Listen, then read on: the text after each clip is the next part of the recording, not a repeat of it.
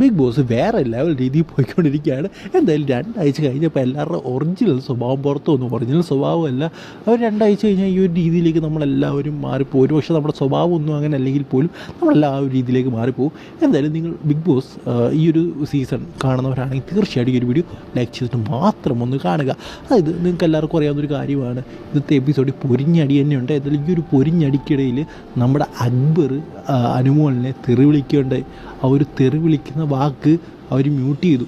Correct എന്താണ് നമുക്ക് കേൾക്കാൻ വേണ്ടി, നല്ല തെറിയാണ്.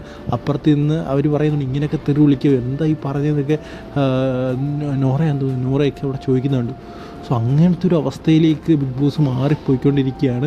സോ വല്ലാത്തൊരവസ്ഥ എന്ന് തന്നെ പറയണം. അതായത് എനിക്ക് തോന്നുന്നു ബിൻസിയെക്കുറിച്ച് സംസാരിച്ചപ്പോൾ, അതായത് ബിൻസി ഇവിടുന്ന് പോകാൻ കാരണം അപ്പാനി ശരത്താണ് എന്ന് പറഞ്ഞതിന് ശേഷമാണ് അക്ബർ ഈ ഒരു രീതിയിൽ പ്രതികരിച്ചതും അനുമോളിനെ ശരിക്കും വഴക്കും. അനുമോളാണ് ഈ ഒരു കാര്യം പറയുന്നത്.